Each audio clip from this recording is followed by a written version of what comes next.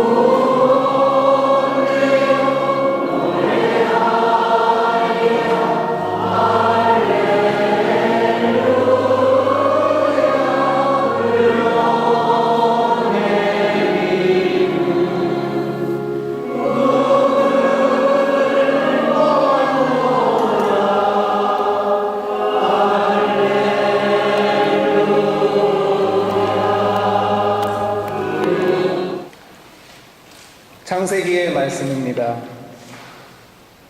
주 하느님께서 말씀하셨다. 사람이 혼자 있는 것이 좋지 않으니 그에게 알맞은 협력자를 만들어 주겠다. 그래서 주 하느님께서는 흙으로 들의 온갖 짐승과 하늘의 온갖 새를 빚으신 다음 사람에게 데려가시어 그가 그것들을 무엇이라 부르는지 보셨다. 사람이 생물 하나하나를 부르는 그대로 그 이름이 되었다. 이렇게 사람은 모든 집짐승과 하늘의 새와 모든 들짐승에게 이름을 붙여 주었다. 그러나 그는 사람인 자기에게 알맞은 협력자를 찾지 못하였다. 그래서 주 하느님께서는 사람 위로 깊은 잠이 쏟아지게 하시어 그를 잠들게 하신 다음 그의 갈빗대 하나를 빼내시고 그 자리를 살로 메우셨다.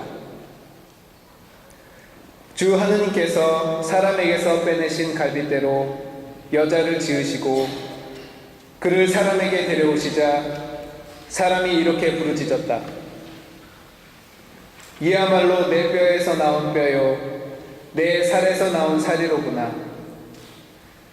남자에게서 나왔으니 여자라 불리리라. 그러므로 남자는 아버지와 어머니를 떠나 아내와 결합하여 둘이 한 몸이 된다. 주님의 말씀입니다.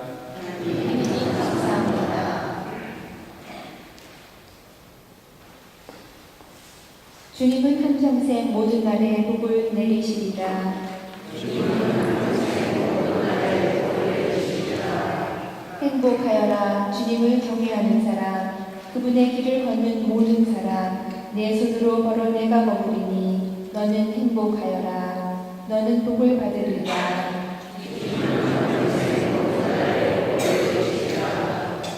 너의 집 안방에 있는 아들은 풍성한 포도나무 같고 너희 밥상에 둘러앉은 아들들은 올리브나무 햇순 같구나.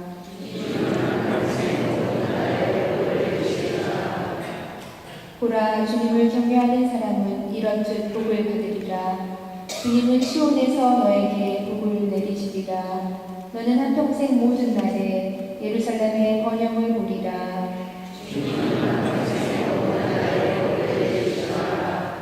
내 아들의 아들들을 보리라. 이스라엘의 평화가 있기를.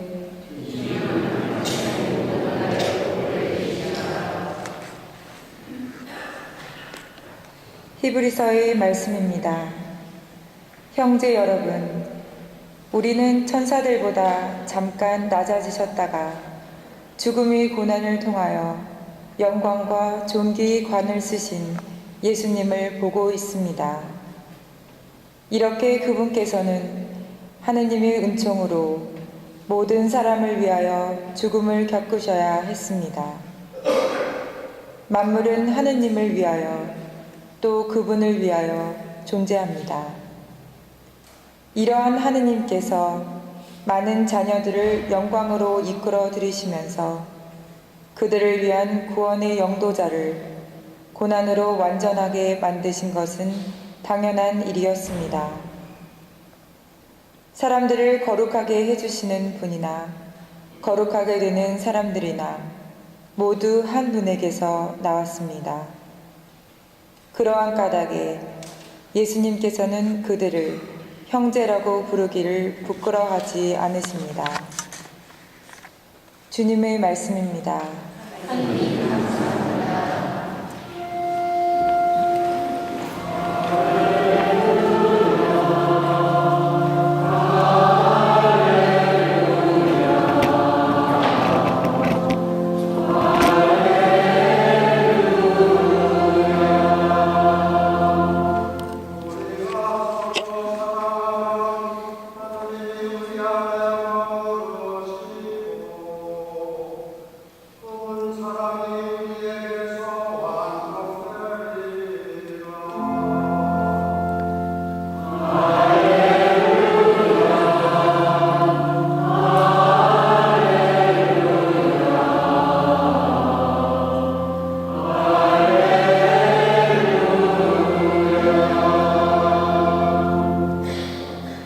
주님께서 여러분과 함께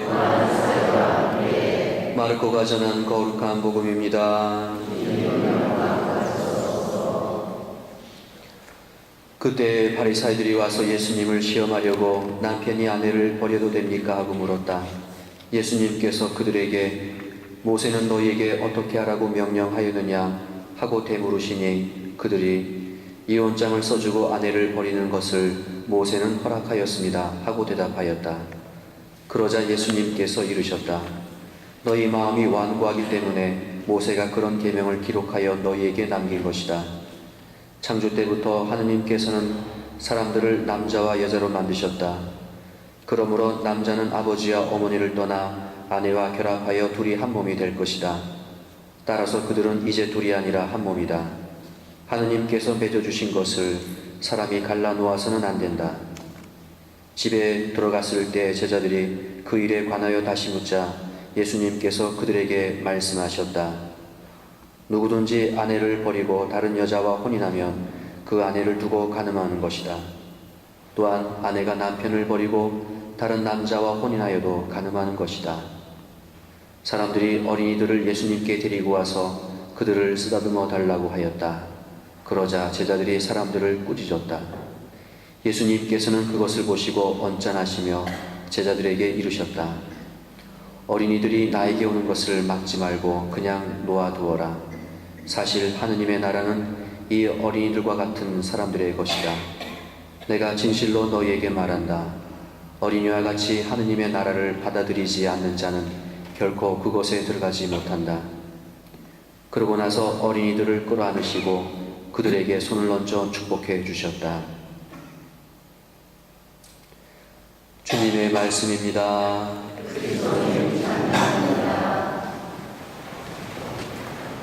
참 예수님.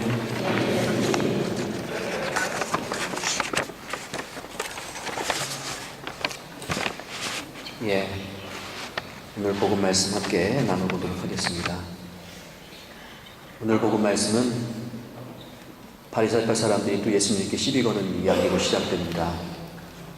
모세는 이혼해도 된다라고 했는데 당신 선배가 이렇게 얘기했는데 당신은 어떻게 생각하시오? 라는 얘기죠.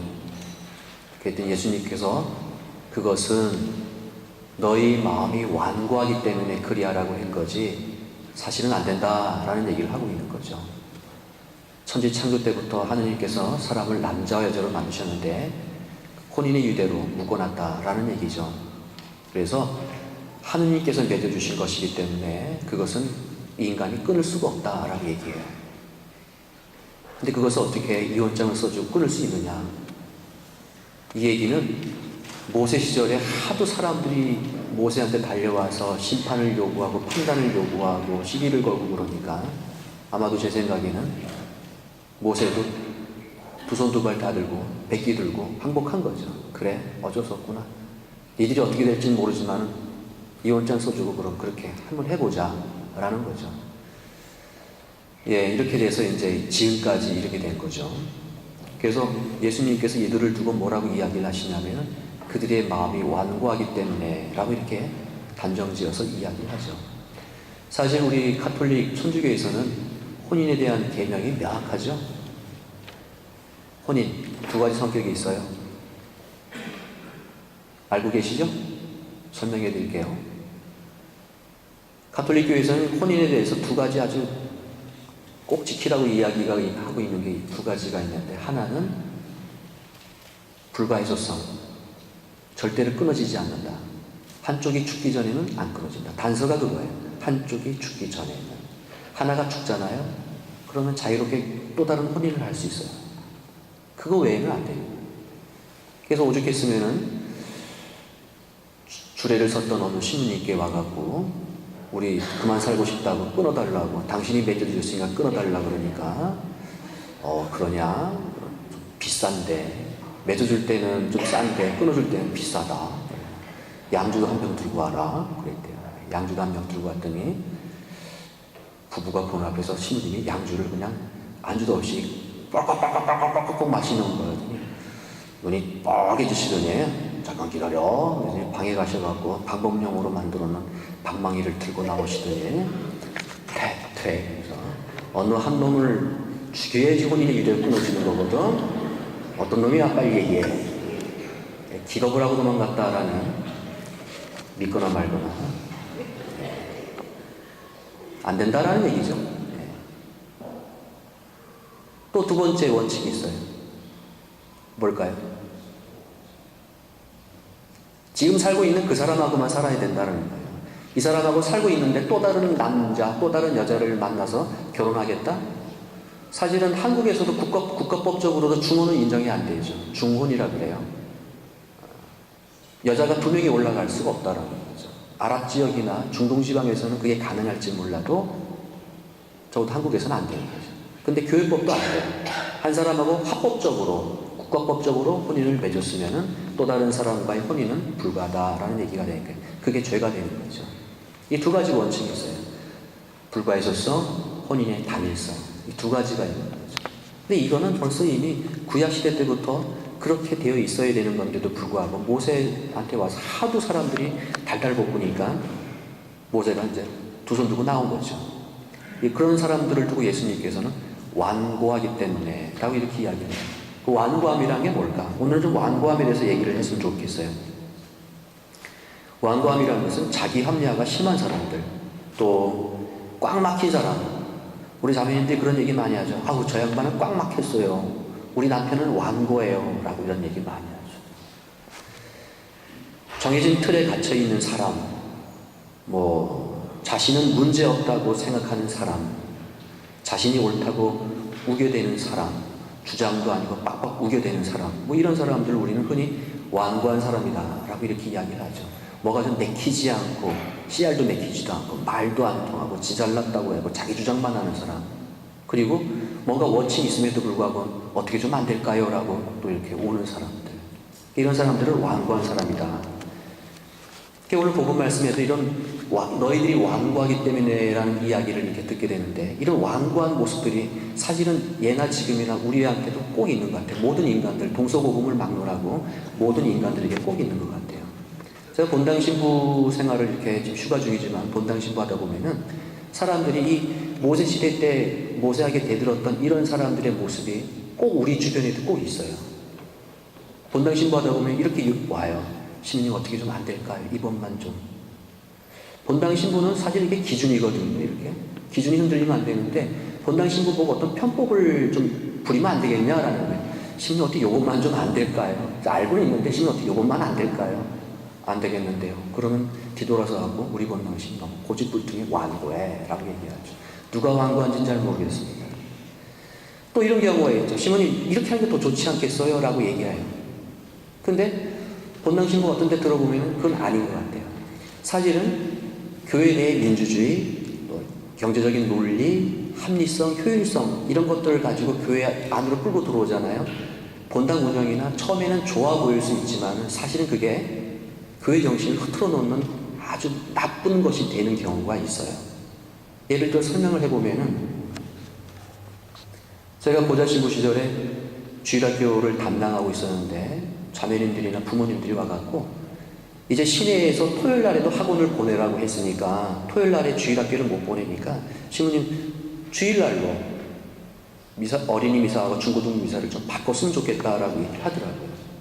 많은 사람들이 그렇게 요청하고 있고 의견이 그러니까 알았다고 본당 신부님께 건의해보고 미사 시간을 전반적으로 좀 조정을 해야 되겠네요 라고 이제 말한 다음에 본당 신부님께 말씀드렸어요. 근데 본당 신부님께서 뭐라고 얘기하셨어요? 너 안 돼. 왜요? 그 주일학교 미사가 몇 번 토스된지 알아? 주일날 9시에도 갔다가 8시에도 갔다가 중고등 미사는 새벽 미사로 갔다가 주일날 7시 미사로 갔다가 결국 안착한 게 토요일날 4시와 7시로 안착한 거다. 또 갔고? 그러면서 하시는 말씀이 인간의 일로 하느님의 일을 판단하지 마라 라고 얘기하시더라고요. 사실은 지금 한국에서는 주일학교가 거의 운영되고 있지 않아요. 서울 큰 성당도 주일학교는 거의 되지가 않아요. 그 정도로 뭐 미사시간 바꿔봐야 또 안 나올 거 뻔한데요. 지금은 천년째 교리가 유일한 교리가 되어버렸어요. 천년째 교리가 그 유일한 교리를 어떻게 하냐면은 옛날에 저희는 뭐 일주일이나 한 달 정도 하면은 천년째 교리, 천년째 했었잖아요. 지금은 6개월 혹은 1년 걸려요. 또 민원이 엄청나게 들어가요. 교구청으로 막 들어가고 교구에서 지침을 정했는데도 불구하고 교구청으로 민원이 들어가요. 아니 천년째 교리를 1년 하면 그것도 부모와 함께 3명이 나오라고 얘기하니 누가 하겠습니까? 라고 얘기하는 거예요. 누가 하겠습니까? 요즘에는 교회가 요즘은 안 돼. 그거라도 나오라고. 그거라도 나오라고. 맨날 어떤 효율성 뭐 사람들의 의견이 그러니까 그래서 그거 따라가다 보니까 가톨릭 교회의 좋은 풍습들은 다 없어졌어요. 그래서 교회 내의 민주주의라는 것은 사회의 민주주의 개념하고 달라요. 그리고 교회 내의 효율성이라는 것은 경제성이라는 것은 바깥의 경제성과 효율성과 달라요. 이런 걸 너무 따지다 보니까 어떤 교회의 중요한 어떤 참 좋은 진리의 말씀들 그리고 오랜 전통들이 사실은 다 없어지는 거예요. 그래서 저도 본당 사목을 하다 보니까 신부님 이렇게 하면 더 좋지 않겠어요? 라고 얘기할 때 그 사람들은 그게 맞는 생각이지만은 본당 사제인 제가 보기에는 거기에 중요한 희생과 봉사와 사랑이 빠져있는 경우들이 덜어 있어요. 일은 잘 되겠지만 정작 중요한 정신은 빠져있는 경우들을 종종 봐요. 또 본당 사목자에게 우리 모두 이렇게 합시다 라고 얘기를 분명히 했음에도 불구하고 어느 순간에 뒤로 와서 어떻게 좀 이번만은 좀 안 될까요? 좀 어떻게 해주세요. 좀 어떻게 좀 그러면은 어떤 때는 본당 신부로서 좀 답답해질 때가 좀 있습니다. 자, 우리 교회 내에서 이런 완고함들 아마 모세 시절에도 그런 모습 때문에 어쩔 수 없이 모세도 그래 그럼 이원장을 써줘라 라고 얘기를 했던 것 같아요. 이원장을 써줘라. 어쩔 수 없으니까. 그러면서 지금의 우리 사회를 보십시오. 우리 사회. 예. 뭐 한국 본토에서는 전 세계의 자살률 1위. 이혼율은 43%, OECD 국가 중에서 3위. 한국 사람들이 그렇게 막 오면서 못된 것만 빨리 배우는 것 같아요. 편리하고 뭐하다 보니까 이 정신문화를 창조해내지 못하니까 못 따라가니까 결국에는 악습들이 생겨나는 것 같아요. 우리나라가 이혼율이 제일 많은 나라라고 제일 많은 나라는 3위, 자살률은 1위고. 자, 그런 의미에서 봤을 때 우리가 교회 정신, 어떤 공동체 정신, 또 본 의미 이런 것들을 제대로 캐치해야 되지 않을까라는 생각을 가져봅니다. 어떤 꽉 막힌 사고방식을 가지고 자기만의 주장을 하고 있고 세상과 타협하지 못하는, 또 그러면서 자기가 맞지 않으면 팍 담을 닫아버리는, 담을 쌓아버리는 그런 완고함을 가지고 세상을 살아가서는 안 될 것이라는 생각을 가져봅니다. 성경 말씀에도 보면은 그런 완고함에 대한 이야기들이 참 많이 나와요. 예레미야서에 보면은 이 백성은 완고하고 반항하는 마음을 지니고 돌아서서 가버렸다 라고 얘기해요. 완고하다는 거죠. 아무리 하느님께서, 야훼 하느님께서 말씀하셔도 마도 이게 완고하다는 거예요. 저들은 완고해서 내 말을 듣지 않을 거다라는 거죠.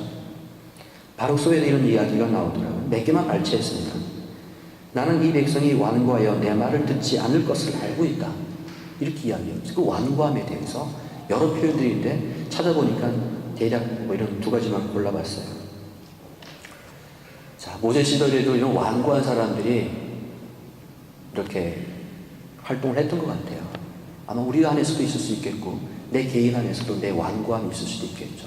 다른 사람들과 이 접촉점, 다른 사람과의 어떤 호환할 수 있는 이런 점들을 자꾸 찾아야 됨에도 불구하고 그런 것들을 찾아내지 못하고 담을 쌓고 자기 주장만 하고 거리감을 두고 배척을 하는 이런 완고함들이 우리에게도 분명히 있으리라 생각됩니다. 오늘은 그런 완고함, 영적 교만함에 대해서 한번 되짚어 볼 수 있는 그런 말씀들이 아닌가 싶어서 그 완고함에 대해서 여러분들께 말씀을 드려봤습니다. 마지막으로 따로 어린이들을 불러놓고 이 어린이와 같이 되지 않으면 하늘나라에 갈 수 없다라고 얘기했죠. 어른들만이 완고함을 가지고 있죠. 그죠? 아이들은 순수해요. 그런 아이들처럼 순수한 마음으로 말씀 그 자체를 받아들이고 순명하고 순종하는 그런 신앙인들이 되었으면 좋겠습니다. 예, 어린이와 같은 마음으로 잠시 묵상하시겠습니다.